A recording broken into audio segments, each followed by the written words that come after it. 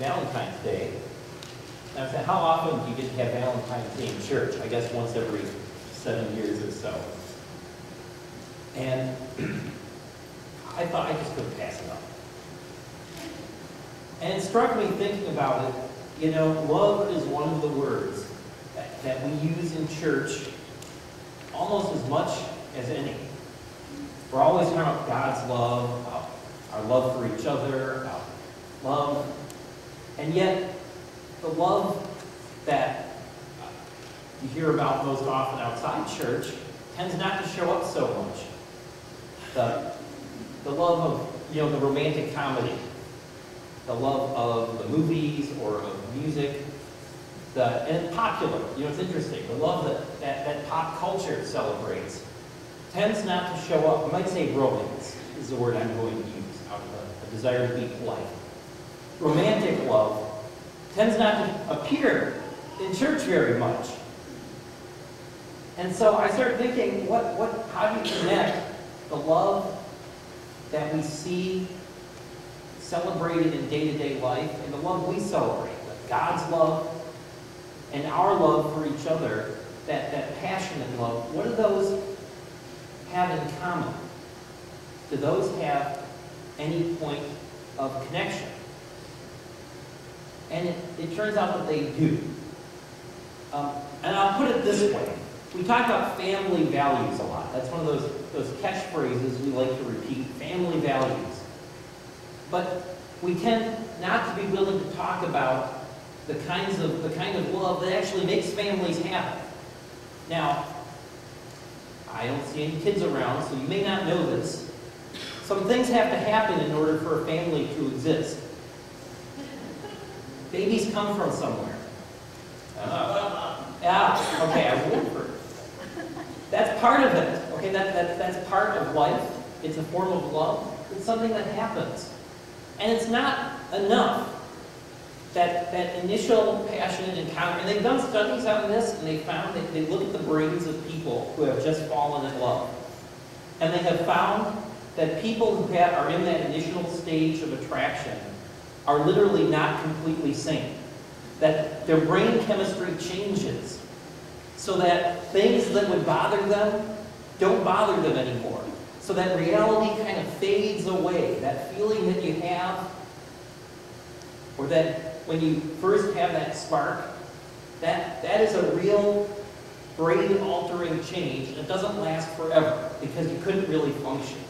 So all those people, when they talk about being starry-eyed and dizzy, those are real descriptions of what's really happening. And that is not enough to make a marriage last, to make a relationship last, to make a family last for 10 years or 30 years or 50 years. But it's got to be in the mix. Those moments where you get a little starry-eyed, they're part of what goes on. They're part of the relationship. You know, and even if you're old, and I'm not going to define old, you know that I just think whenever Lizzie catches Kate and I having any kind, I call it private display of affection. It's our house, you know, just a little kiss on the cheek. She goes, "Oh, people love it burns. It burns." She doesn't do that. I'll just mention, she doesn't do that to her grandparents. It's just us. But old people love is a real thing, you know, and there are enough people who I've talked to in the church, outside the church, know that it doesn't go away. It's only the first level, maybe it's only the first step, but it doesn't go away. And that's why I think the Bible isn't afraid to talk about it. That's why God is willing to bring it up. You know, I picked this reading from the Song of Solomon, and then I realized it was written from a woman's point of view, really written from a woman's point of view, and I didn't want to have Brad talking about having the young man, embracing him and all that. So I wanted to find another reading from the Song of Solomon to use. And what I found is that most of the other parts of the Song of Solomon, I mean, they talk about, they use these metaphors about cowards and gazelles and sheep, and it's really hard to understand. But I found that if you read it and explain it, you're moving rapidly past PG and PG-13 into some R-rated territory. So I had to pick a reading from the beginning where it was still relatively tame. Okay, this is in the Bible, guys. This is part of God's Word. God wasn't afraid to make sure that this was something that was part of the mix. And not the huge part, not the most important part necessarily, not the end, but it's in there. And so we need to be not afraid to acknowledge that it's in there. That part of us, part of everybody, is that passion, that romance, that desire. It's in there. And pretending that it's not there does not do anybody any good. You know, there's an old song that says, tell me if you remember this line. First of all, you've got to hide it from the kids. I tried to pick for different generations. That's Paul Simon. Now, I grew up listening to Paul Simon from the time I was about down here. I didn't know what it was about. It was the only song that mentioned kids. There's also the one about secret. A secret is something you tell another person. That's Bono. And I like that one. See, that's from when I was, actually listening to, when I was actually, I can't say I was cool, but when I was in the age group of people who are cool.